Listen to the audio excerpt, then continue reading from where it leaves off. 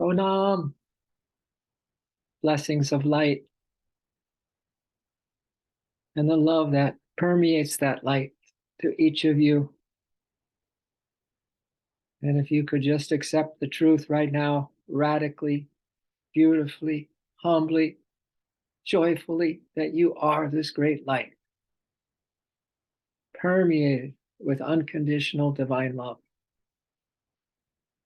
then you'll know that everyone else is too. And you'll notice that this is what is making up this dream drama. And these forms that are walking around are made of that same essence of the light that is permeated with unconditional love. So I thank you for putting your attention on this right now.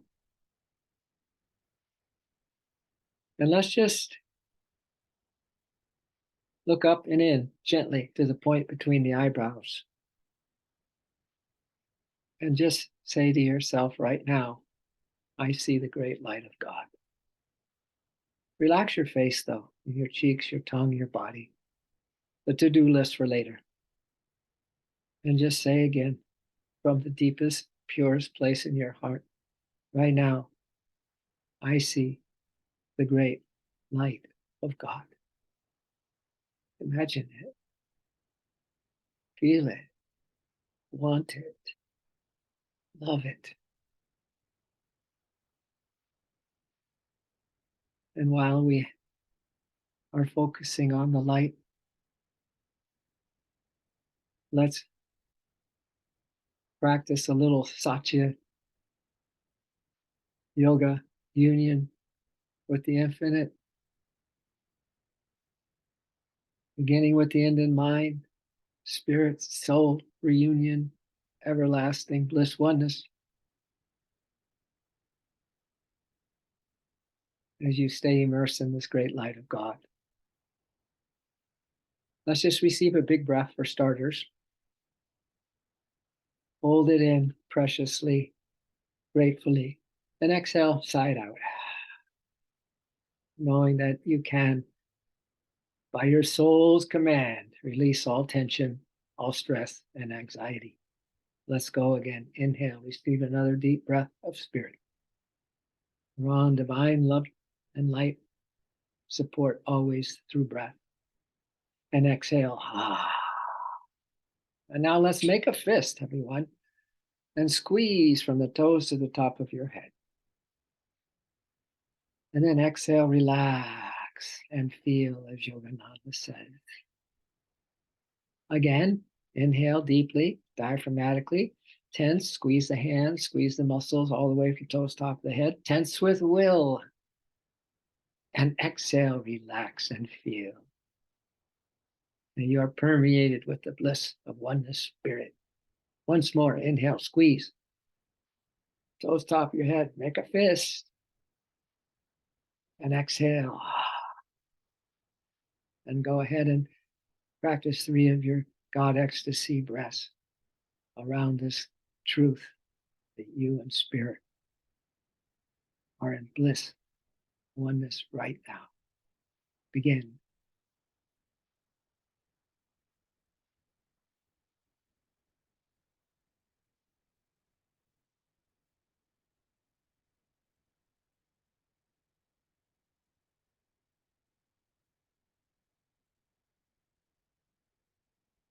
Remember that cool current coming up the Sushumna spine.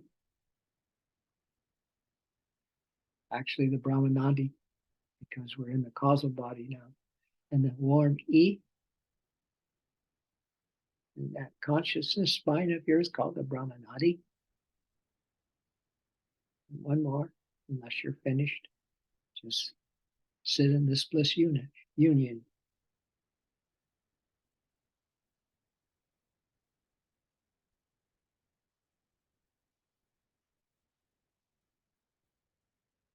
All right, go to the top of your head, cerebrum.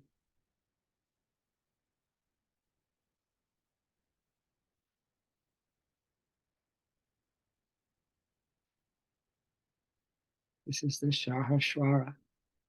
This is where thousands of suns are bursting right now.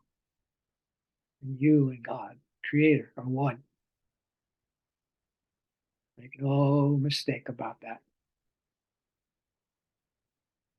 And in that oneness, feel that abundance of everything you need right now, everything you sincerely desire, the prayers that you want to send to others, all of the healing you want for others and yourself, all of it wrapped up in one beautiful devotion of your heart. And let's do again 3 of the God ecstasy breaths.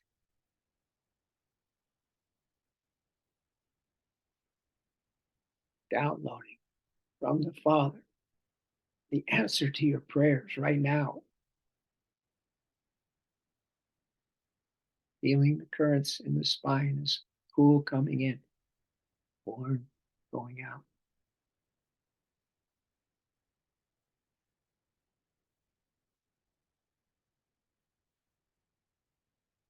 Dynamiting with your faith walls of doubt and restlessness. Only experiencing the ever new joy of your Father and my Father and all souls, Father of creation.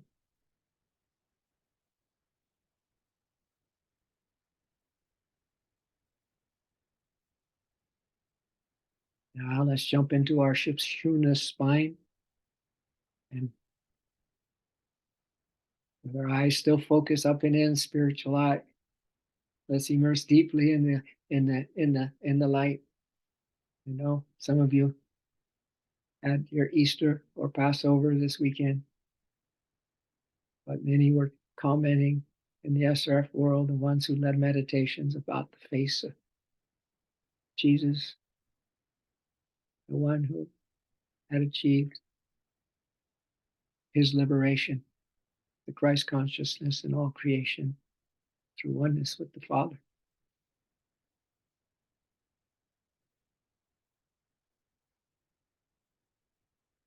And let's just immerse ourselves in 3 God ecstasy breaths, looking into the beautiful eyes. He said his eyes are beyond,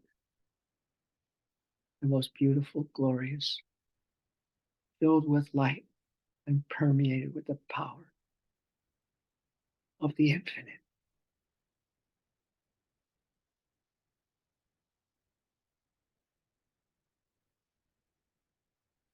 Face to face.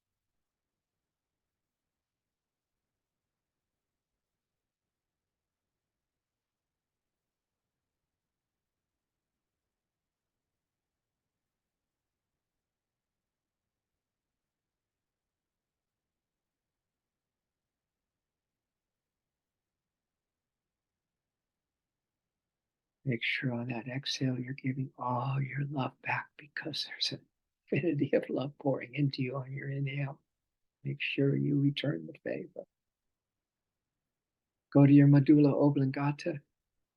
Let's open up the gate even wider than it already is, the medulla oblongata, and feel that you are taking a cellular, every atom of your being is just being absolutely electrocuted of any limitations, any kind of illness, disease, or ignorance.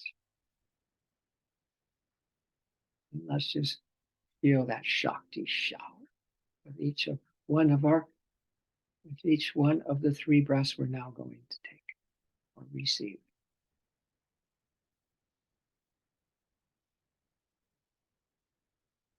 Radiant health for you and our world.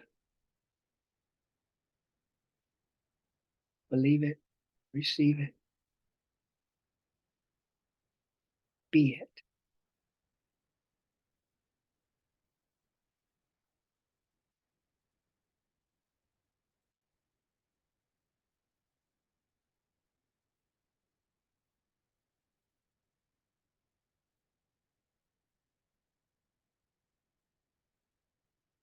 All right, relax, immerse, feel, love, surrender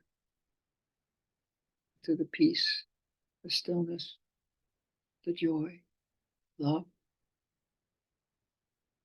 that is here with you now and always.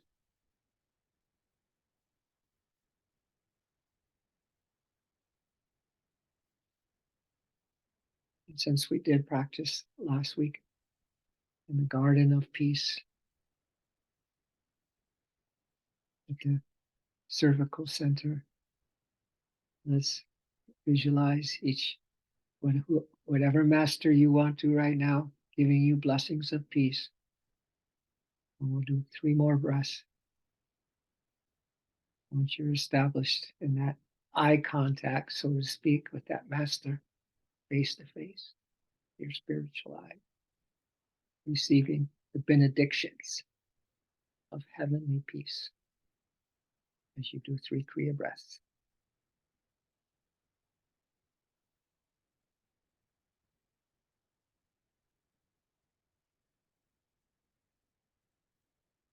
And peace unto our world.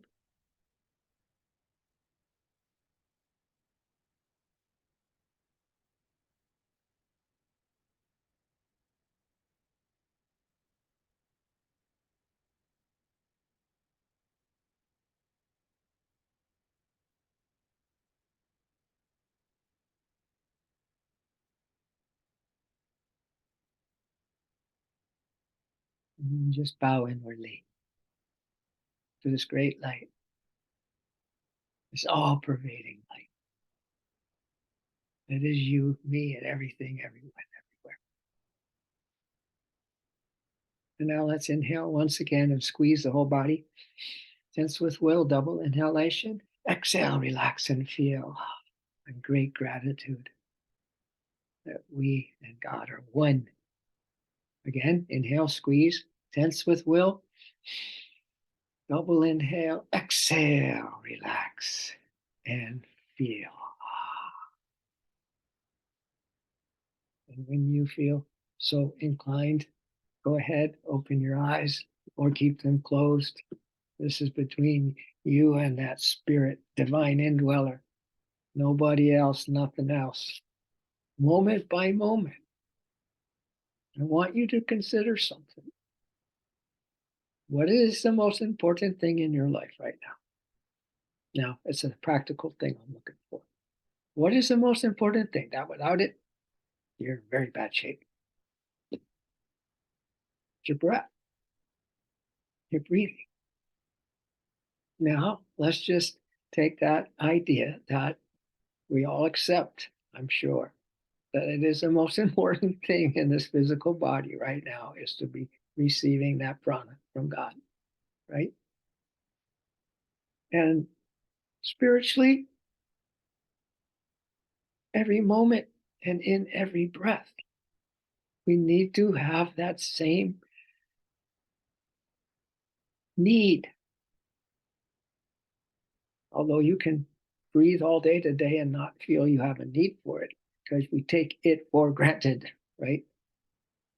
But I want us to feel like if we're not taking anything for granted, each breath now, and to put the big energy bomb, so to speak, on it, or salve, or the thing that just will set this off, is the fact that with every breath now, we're breathing in and receiving from the divine, whatever is our heart's desire, whatever is the need, whatever step that you want to practice, whatever master, Lord, mother, father, friend, beloved that you want to focus on, that you are receiving and experiencing to some degree, at least in trust and faith, and with devotion and love. You are giving on your exhale breath everything that you are. Like every breath is your first love. Every inhale, you wait to put your whole consciousness and your whole heart on the divine, to feel that divine presence. And every exhale, you just can't wait to give all your strength, mind, heart, and soul to that beloved, when in whatever form you have put into this light, right? And imagine that we are living in this state all the time, the Satya Yuga consciousness. See, this is why we are at just such a pivotal, unbelievable breakthrough points in our life. In complete pedal to the metal, in complete acceleration, in complete urgency. That we don't want a breath to come in and go out without ourselves receiving. We need to receive so much more than we give, my dears, in this world, in a practical way, because we're in a body and we have things to do, right? We have responsibilities. But we want to make the receiving so important, so that then when we exhale and give everything we are to that beloved, that we are in the sweet union where everything is recharged, everything is renewed. There is a consciousness is lifted, and now we can realize how accessible is this practice that we are doing, and this blessing that we're receiving in putting our whole undivided attention on the highest wisdom we can. All right. So before we go down and maybe just highlight the Satya Yuga, now we are going to start with the heart center next, and then go down into the lower centers and just see if we can get those just established today's stream, and maybe some reading from this conscious evolution, Yogananda's lesson number 78, I believe, to just kind of review things a little bit and know that the ultimate purpose and the most important purpose of our life is to evolve, for the reasons of the cycles, for the reasons for how many times we can come back and try to learn or forget to learn the same lesson that we're here to learn. All right. So, but first I want to start with, actually, there's two little verses before we get into a whole section, the way of release from the cycles of rebirth. We're still in chapter 8, but this is verse 20 and 21 and 22. And there's a keynote in this number 22, verse number 22. But first, verse 20. This is page 738, chapter 8. All right. But transcending the unmanifested states of phenomenal being, there exist. So we transcend, let's say we're transcending the phenomenal states. There exists the true, unmanifested, immutable, absolute, which remains untouched by the cycles of cosmic dissolution. But here's the point that Krishna is making, and Yogananda comments right now. A part of God's consciousness, Tat, so that's the sun, Sat is Father, Tat is Son, and Om is the Holy Spirit. So part of God's consciousness, the Tat, or the Christ consciousness, undifferentiated and itself unmanifested, is reflected in nature, the worlds of becoming, in which he dreams eternally the cycles of evolution and involution. But in his essential nature, he is the unmanifested one. So this is still, even in that Sat consciousness, Christ consciousness, we still are not completely liberated and free. But in his essential nature, remember, essential. Your essential nature, what is essential today? What is really essential to have a fantastic day? And what is essential in terms of your spiritual awareness? But in his essential nature, he is the unmanifested one beyond all vibratory realms of cosmic dreams. Sat, or eternal being, existence itself. In this stanza, Krishna explains that the unmanifested state of cosmic dissolution is not one of final freedom. All right, this is just so we know the background of our mind. If for some reason God, this was the end of this day of Brahma, right? After who knows how many thousands and thousands of years, and he wants to pull it back, and everything goes back into that great spirit for a time out, for a long rest before we come back again, and we'll go into a night of Brahma and then come back again for another day of Brahma, just in case. We'll have it in the background of our mind. In this stanza, Krishna explains that the unmanifested state of cosmic dissolution is not one of final freedom, all right? So we're not going to be free if that happened, but merely a temporary resting place for unenlightened beings who are again to emerge as actors in the cosmic dream. Good acting this time around, my friends. I hope you're enjoying your part, not identifying with it, not overacting in it, and thinking that's what's real, the scene in mortal life right now.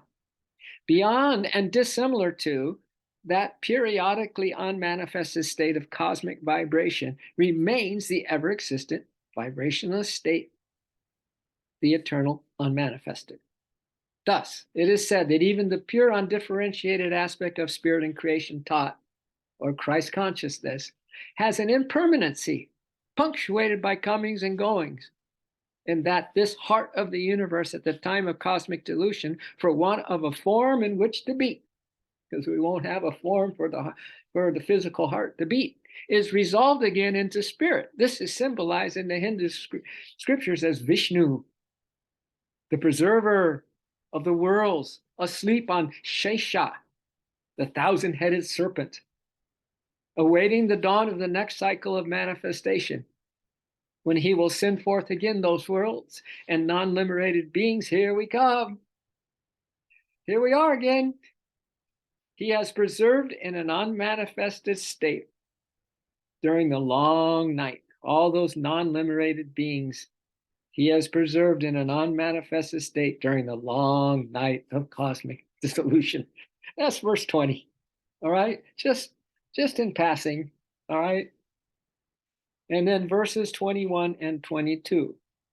Krishna says, the aforesaid unmanifested, the immutable absolute, is thus called, though, the existence itself, right? That essential end of the line, baby.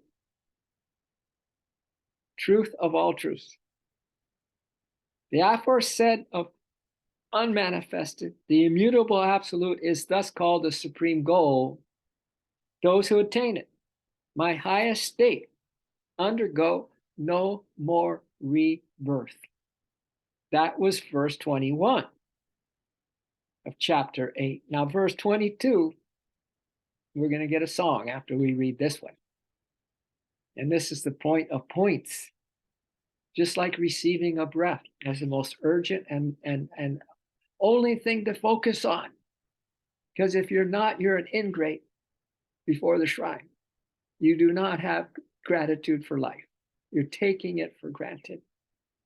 We are totally independent living here, but it's the furthest thing from anybody's mind, except the humble at heart and the pure at heart, and ones who live by this. Coming up, number 22 verse. By single-hearted devotion, O son of Pritha, by single-hearted devotion, O sons and daughters of God on this planet right now, embodied and not embodied in the inner world, all beings, everything. Listen, can you hear me? Can you hear me now? Says the divine wisdom. By single-hearted devotion, O sons and daughters of Pritha, that supreme unmanifested is reached.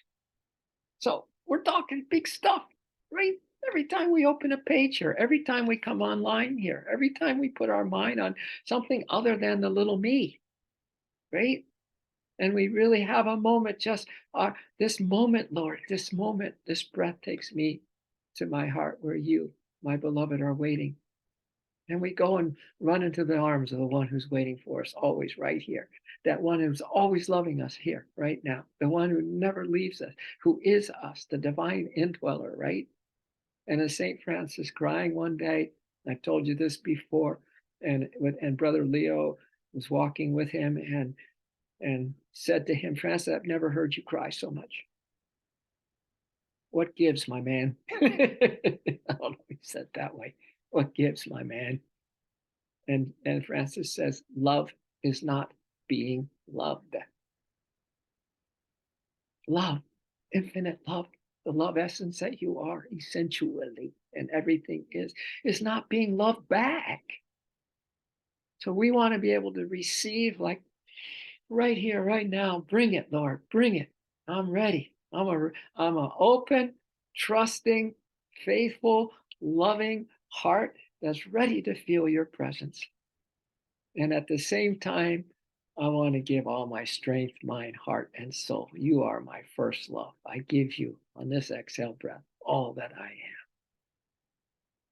So this is a short commentary, and then it's going to be a song.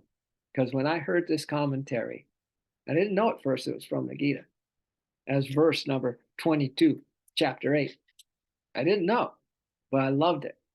It was something that YSS, the Yogananda's hermitage in India, posted, and we all saw it. Came in. I went, "Wow, where's that from?" The sole gift a human being may present. So this is Yogananda's commentary to possibly the strongest verse, one of the top 5 for me. Anything that talks about single-hearted devotion, undeviating devotion, that's in the top. By single-hearted devotion, O son of Pritha, that supreme unmanifested is reached. He alone, the omnipresent, is the abode of all creatures. Okay, and then Yogananda comments this. The sole gift a human being may present to the infinite giver is love. Is love. It's the only offering we need to make. We are being hopefully realizing the importance of that. And that's all we want to do on that exhale breath. That's all we want to do in this fleeting moment of an inhale and exhale breath is to receive God's love to the max, to overflow and give our everything, everything to God in single-hearted devotion. To bestow that gift on God or miserly to withhold it is man's only private power. It's our only private power. To bestow that gift on God or miserly to withhold it is man's only private power. All else already belongs to the maker of heaven and earth. By pure, humble bhakti, by pure, humble devotion, love, bhakti, man and women become fit to enter even the ultimate haven, the immutable and unmanifested. Come on. We become fit for that one thing, so why wouldn't we now come into this present moment, the only thing that's real anyway, and not just think of what's going to happen next, not be planning, whatever, but be sitting here going, wait and receive that next breath, that gift of life, because it's just not a breath of oxygen. It is the love, the peace, the joy, the bliss of spirit coming in. Receive it, dear, with such sacredness. The one thing you are always looking for in daily life is this incoming breath. Wait and receive your beloved and the love that can fill you up to the brim. And then on that exhale, give it. Make sure that love is being loved back. Okay? All right? By pure, humble bhakti, man and woman become fit to enter even the ultimate haven, the immutable and unmanifested. So I really want us to muse and really see if we can get past our entitled existence by thinking we can go about and do anything we want, which we can because of free choice, right? And it's all a journey, and God never leaves us. Nothing is wrong about that. It's just we'll keep it will just be more Groundhog Day. That's all, right? And along with that comes some suffering, if not a lot, and disillusionment, right? And broken heart, and bereavements that you never get over, and just a cynical attitude towards the world, and all because we don't love back. And it's not just on Sundays. It's just not when you meditate. It's every breath that comes in. That's why God gave you this breathing thing. We have a special divine way to return home, to elevate the consciousness, to purify the system, right? And to make sure we receive that intimate love and that divine romance with every inhale breath, and every exhale breath we make sure that we've surrendered like it's our last breath, right? This is the purpose. This is the whole key to the Bhagavad Gita. This is the whole key to your day. It's the whole key, the thing that's you maybe been missing for lifetime after lifetime, but not anymore. Because as we go through these the rest of the Satya Yuga practices, I want you to realize how desperately God wants to be with you every moment. And along those lines, I want to read Jesus Calling. Oh, we have some good ones tied in with all of these steps here too. Oh, come on. Let's go. Messages. All right. I am with you, says Christ consciousness, the Tat, and the Sat, Father, and the Transcendental Absolute. I am with you, and the Masters, and all the great things. I am with you and for you, your constant companion and provider. I am with you and for you, your constant companion. Now, remember next time you go to the refrigerator and pull out a snack, you got your right there, the beloved is with you. I mean, and you are, let's just say you are in this Satya Yuga consciousness. You just wouldn't go in there and grab it for yourself and start eating it. You would maybe even let the beloved take the first bite, right? Or you do it together. But you won't do it selfishly because you're never alone. You have a constant companion and provider. The question is whether you are with me and for me. See, this selfishness thing, this self-centeredness, and this groundhog consciousness, and this, not learning our lessons all stems because we still have so many moments in one day, in 1 hour, or 1/2 hour, where it's pure selfishness if we get down and just look at them, do the math, right? So the question is not whether I'm with you, because, sometimes in the early years, I used to pray, Lord, just be with me always. And then one day I went, what? He is with me always. The question is this, whether I am with him always. The question is whether you are with me and for me. Though I never leave you, you can essentially, there's that word. Though I never leave you, you can essentially leave me by ignoring me, thinking or acting as if I'm not with you.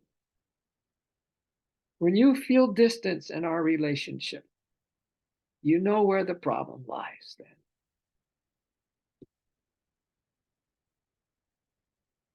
My love for you is constant.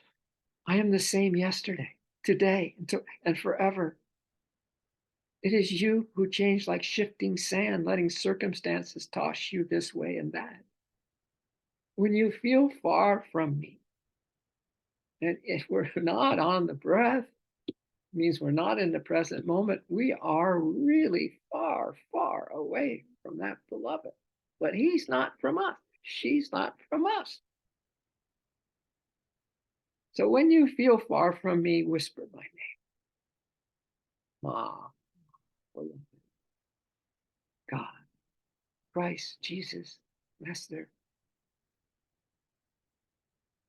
Bhagavan, Krishna, Mother, Ma, right? Whisper, whisper it.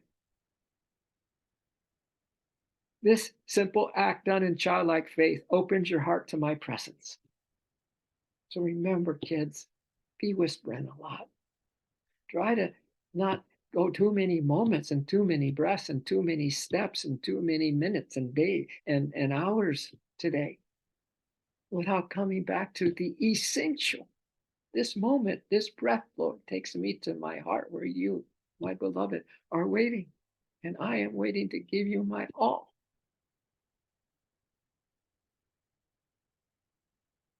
So that just that name with, that single-hearted devotion, it's got to have love in it, man. Everything's got to have love in it, or it doesn't work. It just, everything shuts down and goes berserko without love. Got to have love in it. You'll see when we get to Arjuna, or in 2 steps more at third chakra, why it's important. This simple act done in childlike faith opens your heart to my presence. Speak to me in love tones. Speak to me in love tones.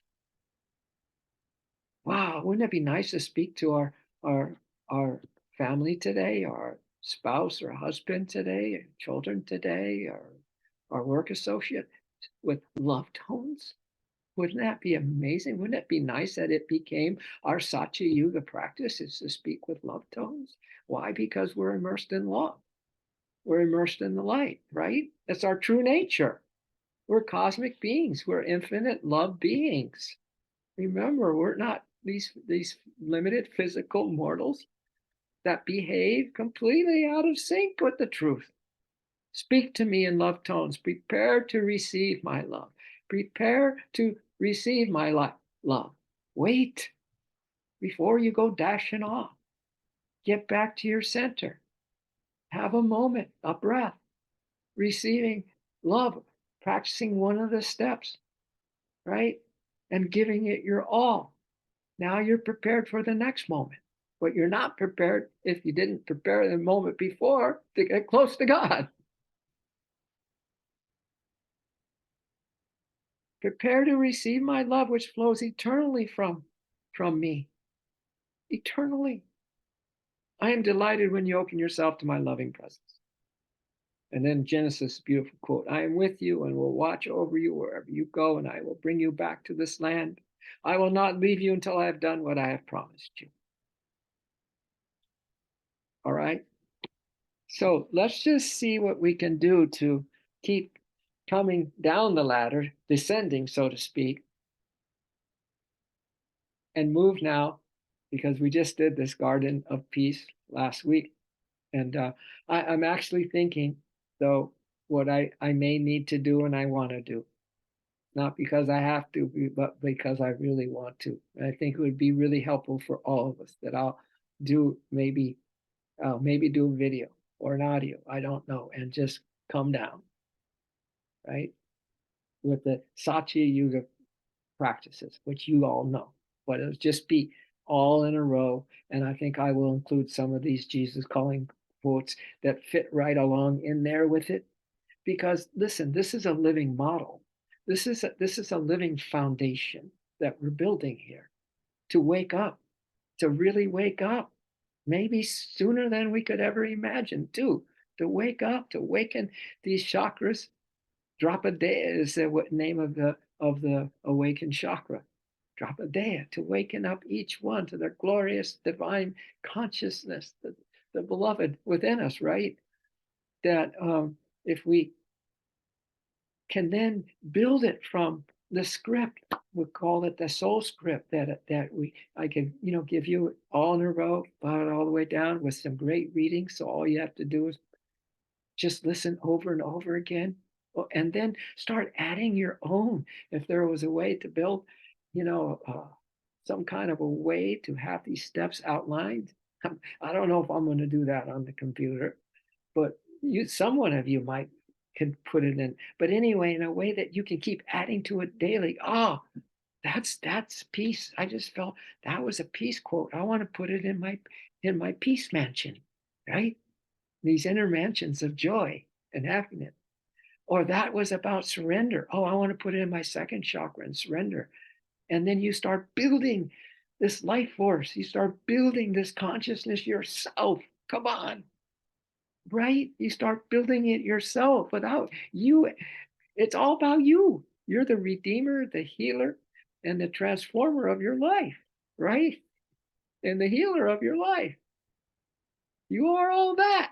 So let's get busy. So that's coming. But anyway, let's go down now to the heart center. Oh my. All right. So we all know what that's all about. It's about our first love. It's about the divine indwelling. It's about, this creativity of being in love every moment. You have to be super creative to be in love every moment because everything wants to bring you down if you put your attention outwardly. But if you keep waiting for this next breath and receiving that intimate love from your beloved, this is the divine lover, that's waiting here. Or you call what you want to call to this ongoing one who just wants to be in love ecstasy with you in the heart. A crazy divine lover, right? He wants to be that way with every heart. And then all of our hearts combined, all of us together in each other's hearts. So it's just one big love fest in the heart center for all beings. Because there's two parts to this heart center. One is just one-on-one with you and that beloved, right? As you do your God ecstasy breath or my first love breath, however you want to do it. But also, then once you get used to doing that, now we walk around the planet just visualizing that we all are in this heart chakra together, the one big heart chakra. And the one beloved is giving all of us the same love. We're feeling it at the same time. And then at the same time, when we give it back to God, it shoots into every single heart and soul that He created as well. So that's the heart grid that I've often talked about. Okay. So this is a very special one. This is as you love me, Lord, I love you too. And these little books that were before the Jesus Calling, there was a couple of volumes of them, and was it another woman who was having direct conversations. I'll come up with it later. I forget the name right now, but I remember one little phrase was she said, God said to her, "Beloved, let's begin heaven." Christ said to her, "Beloved, let's begin heaven. As you love me, I love you too." We're loving all the time. Let's begin heaven. Just you and I. That's what it said. As you love me, I love you too. We're loving all the time. Okay. So let's close our eyes, but in that great light, which immediately you're drawn to at the point between the eyebrows, we visualize that one beloved. We visualize the heart. We visualize the infinite, intimate love affair that we have, the greatest love story ever told. And our first love must be first, okay? It must be first, cannot be second. And let's breathe in the lover's love for you. As the love loves you, I love you too, as you exhale. Let's do our 3 breaths. Maybe it's just my first love, you say, as you inhale, receiving cool in the E. I love you.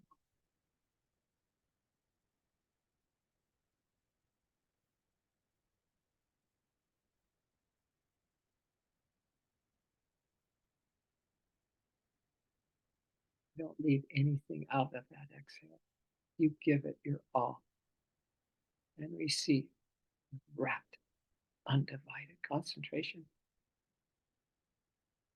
the beloved's love for you.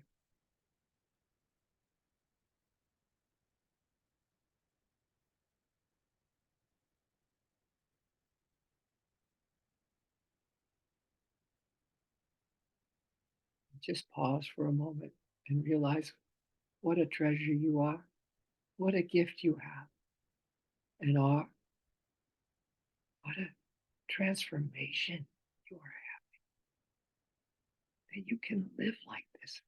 In fact, it's the whole purpose, it's the whole design by that one beloved of the universe,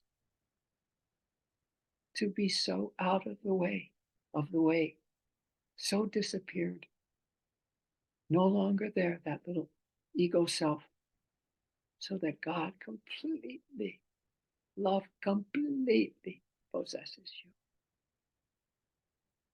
Now I have a little Jesus calling to read about first love. And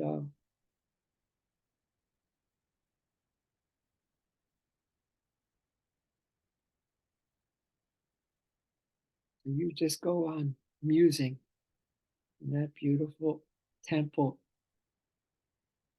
of your heart, please. And I'll get this Jesus quote. If not, it's going to be in that manuscript, that soul script that I give you. Here it is. This is Jesus calling. Do not seek me primarily for what I can give you. Remember that I, the giver, am infinitely greater than any gift I might impart to you. Though I delight in blessing my children, I am deeply grieved when my blessings become idols in their hearts. Anything can be an idol if it distracts you from me as your first love. Anything. Even letting Poochie out here have a happy girl. It's not a distraction because love has got me. It's got me. All right. Though I delight in my children, I am deeply grieved when my blessings, the things. Do you want the things or do you want the giver? You want the gifts or the giver? When the things become idols in their hearts, anything can be an idol if it distracts you from me as your first love. When I am the ultimate desire of your heart, so this is my heart's desire, burns like, what is it that you truly, truly, desperately, urgently, essentially need, my dears? Make that the only thing that's going on here, your desire for that pure union in love. When I am the ultimate desire of your heart, you are safe from the danger of idolatry. As you wait in my presence, as you wait in my presence, enjoy the greatest gift of all, Christ in you, the hope of glory. And then Revelation says this, yet I hold this against you. You have forsaken your first love. My, oh my, oh my. Right? So there's lots that we can talk about around all that. But think of how you're going to fill up this little patch of garden and this beautiful divine garden of blossoming soul qualities, right? What you're going to have blooming, what beautiful thoughts you're going to add to this, quotes, whatever. So you just have this ever gathering, awareness of the truth of what we're talking about. So that's the heart center. And I want to sing that song of that verse number 22 right now, because I said I would. All right. Maybe close your eyes, tune in, stay in love with that beloved. Breaths in, receiving, breath out, giving your all. The soul gives, a human being may present to the infinite giver, to the infinite giver is love, love. is love. The soul gift is love. The soul gift is love. To bestow that gift on God, or miserly to withhold it, is man's only sovereign power, is man's only sovereign power. All else already belongs to the maker of heaven and earth. All else already belongs to the maker of heaven and earth. To the maker of heaven and earth. To the maker of heaven and earth. The soul gift is love.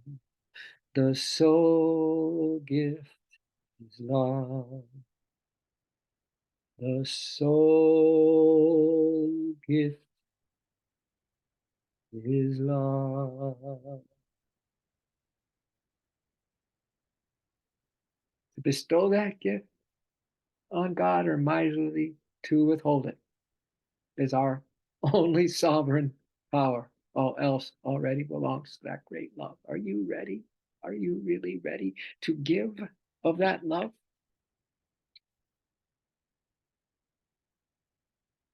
Remember, we're building this garden, right? We're building this fantasy, yoga fantasy paradise in the Garden of Eden, consciousness as we are in whatever things we're dealing with.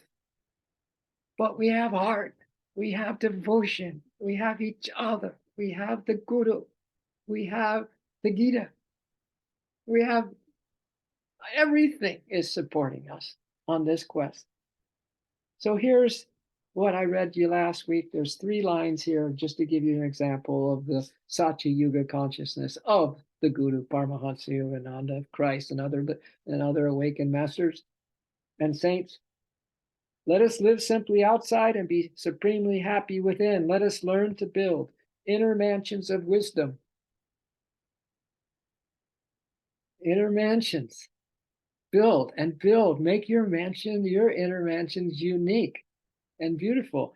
Inner mansions of wisdom and the unfading garden of peace. Oh, it's going to be so beautiful in these centers that of your own creation, co-creating with spirit. Come on, you have all the abilities of spirit to create this. Not only create it as an intuitive imagination, but to start to perceive it and then receive it and then manifest it, because it's all God going to be in you, no longer you. Adios. So the unfading garden of peace. Build inner mansions of wisdom in the unfading garden of peace that blooms with the multi-hued blossoms of beautiful soul qualities. That blooms a heart. Can you imagine a life that's blooming with the multi-hued blossoms of beautiful soul qualities, my dear? Please, let's go. We are beyond cosmic. We are unmanifested pure bliss bunnies. Let us learn to use the airplanes of imagination and intuitive vision to take flight in God's kingdom of infinite beauty and bliss. Let's learn to use the airplanes of imagination and intuitive vision to take flight in his kingdom of infinite beauty and bliss. Let us soar in the arc of silence over the peaks of the highest wisdom. Over the peaks of the highest wisdom. And let us roam in the land of endless beauty. We roam, roam, we roam, we roam, roam with all. We'll be the king and the queen of the land which we roam. We'll be the king of the land through which I roam. We'll be the queen of the land who in which I roam. We will be gypsies. We'll be gypsies. We'll roam and we'll roam till we find our way home. Divine Gypsy, song from Yogananda. Finally, let us get rich quick by acquiring the incomparable wealth of soul peace. You could get rich today, more beautiful today, happier today, more in love today than ever before. It's pouring in. Receive it. And love, love back. That's the key. Love, love back. And then give your love back to that divine. That's the union we're looking for. Massive love coming in, all your love going back to that one beloved. Breath after breath, heartbeat after heartbeat, moment by moment, hour after hour, day by day, week by week, month by month, year by year. Let's get rich quick by acquiring the incomparable wealth of soul peace and become peace millionaires. Let us live in our self-created paradise. This sums up what we're up to, right? Let's live in our self-created paradise, which lies buried in our fancy. It's in here. It's buried. The paradise, you already are it. Well, you see, when we get down to lower chakras, though, we're going to see what happened. You know what happened, kind of, but we're going to review a little bit. The Garden the Garden of Eden, Adam and Eve, right? Paradise. But they were asked one thing: you cannot eat of the fruit in the center of the garden. That's all. And we'll get to that when we get down to the second chakra.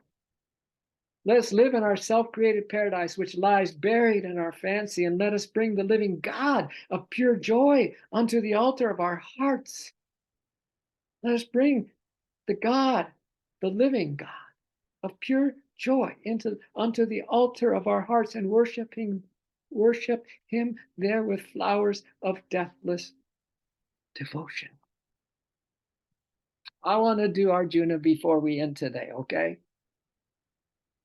So we're just at the heart, my first love, okay? And now we're down to actually the Arjuna center. So by the way, this is Bhima lives in here. So the Pandu brother for our garden of peace and all these and silence and the blessings, the benedictions of peace that pour in constantly from not just the masters, but God, the Christ, all right? That's Yudhishthira, the oldest Pandu. They're the good guys. They're not the Kurus. They're the good guys. And then we have Bhima, just so you know, kind of like this is the heart center is that pranayam. It's the ability to do your God ecstasy breaths, cool and warm currents with such gusto and such devotion that you become kind of the one who can control all this life force in your heart and signal it in on one thing, undeviated, single-hearted devotion to the one, and the receptivity of someone who just cannot ever get enough of God's love and beauty, and vice versa. God can never get enough of you. Now we come down to this fire center, right? And we're going to, oh man, we're just getting warmed up, but I know a great starting point for next week, all right?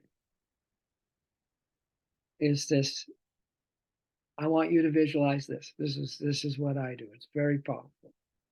It may work for you, but it can be a starting point. The chariot, the whole Gita, the 5 sense steeds.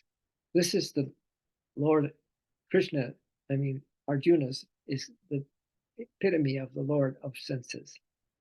He is at your third chakra because he is doing all the work to pull you up, lift you up, get in there, fight like hell to overcome the addictions at your first chakra, the lust center, and the anger center at your second chakra because you're pissed off because you're not getting what you want, right? And then the greed at your third chakra, and he's trying to pull you up into this beautiful third chakra, which is a self control. That's the power. That's the power. When I read those powers, that's the power there. It's the power of self-control and soul determination. That's what that's what the Arjuna got. But for me, it's this one thing that you are in this chariot in the battle of everyday life, man. Right? And but you got Krishna behind you, and he's just like sending through your heart center and through your will, through the will of your will to love center and your third chakra, and just what right here, right now, I'm loving this. Right here, right now, I'm loving you. It's the love blaster. It's the love blaster, but you're not doing it. You are just holding your hands on the steering wheel of your car, on the reins of the five sense deeds, and you are the ideal disciple. Arjuna is, because his of undeviated, single-hearted devotion to Krishna, and he's right behind you, pouring that love in, and all you're doing is just letting it come through, and then sending it out and blasting everything with it. Check it out. Just feel like when you're walking, it's a chariot. When you're sitting in your car, it's a chariot. Everywhere you are, it's a chariot. And Krishna's behind you, guiding you in this unbelievable battle of life, my dears. Okay. So that's probably one beautiful, I mean, powerful way to get started here. You've got to be real practical now, because this has got to be blasting love. And you can now use this phrase: love conquers all. Love conquers all. Without love, we die, spiritually dead, spiritual ignorance, sicker than a dog, spiritual ignorance, right? Love conquers all. So this is the unceasing receiving Krishna's unbelievable love right through that third chakra and out, radiating. As I radiate love and goodwill to others, I become a channel for God's, Krishna's love to come to me, just a radiator. You're just a radiator here. Okay? Does that make sense as a visual for this third chakra? But dears, you don't walk alone ever. Your constant companion is with you always. So we cannot even pretend anymore that whatever it is that we're doing is important at all compared to being a vessel, being a channel, a clear conduit for God's expression through us, right? All right. So let's do our three breaths. We'll end with those three breaths. I want you to feel sitting right behind you right now as Krishna. That you always have him right behind you, blasting. And all you got to do is let it come in and remember him, right? Because you, as Arjuna, became Arjuna, the greatest warrior of all. You're a love warrior. Yeah. You're a kshatriya. You're a kshatriya. Everything, you're a kshatriya here. From the heart center up, the awakened, the high use of the heart, and all the way up is the Brahmin. All right. But here is you fight, but never fight if love is not in your heart. You fight with love. Okay. Inhale, breath. Exhale. All right. Let's receive a breath of Krishna who's breathing us. Cool off. And let him blast it through you, but be open and willing, ready and able. As love blasts into any unease in your body, anything that is on your mind right now. A couple more. God, ecstasy breath.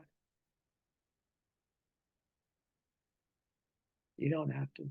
Let God direct it to targets. You just let it blast through.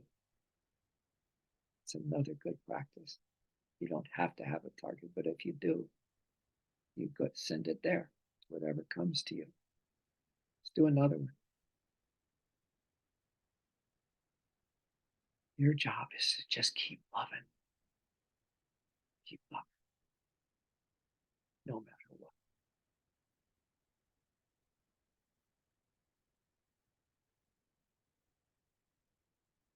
And then Gandhi's beautiful quote in closing, everyone.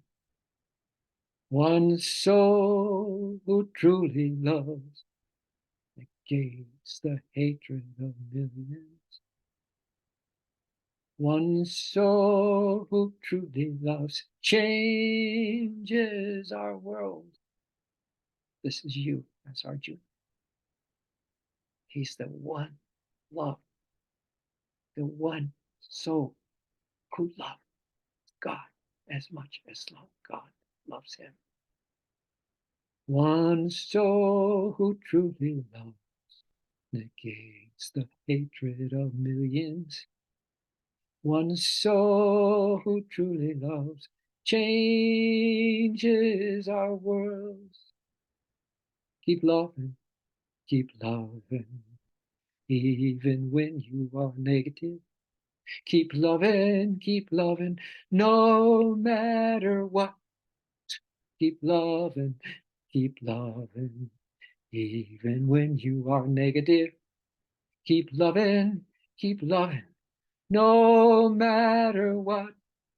This world will change every time we're loving.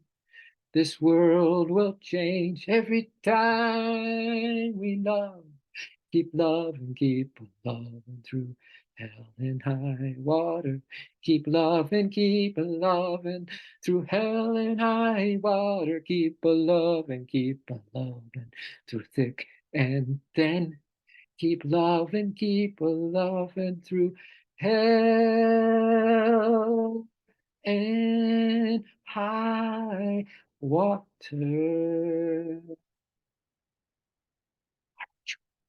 In you and me. Love if it hurts. Love when there's pain. Love no matter what your emotional state is, physical state is, the circumstance that just happened. No matter what, love conquers all, my dears, and only love at that. Oh, Arjuna, the one who listened to Krishna, who didn't even agree in the beginning with Krishna, but he certainly became the true devotee of Krishna, the ideal devotee, who loved unceasingly and thus was able to conquer all that he faced and conquer the delusion. Not him, the person, him, the soul, as Arjuna, him, one with Krishna, one with the transcendental absolute. And so it is. Big breath. Sigh it out. Wow. What a moment. Just not leave, you know. We're not going to leave this circle today, my dear, or ever after,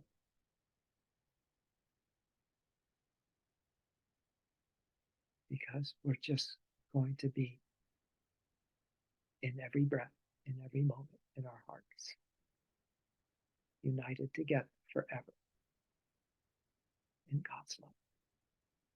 Oh, Shanti, Shanti, Shanti. Amen.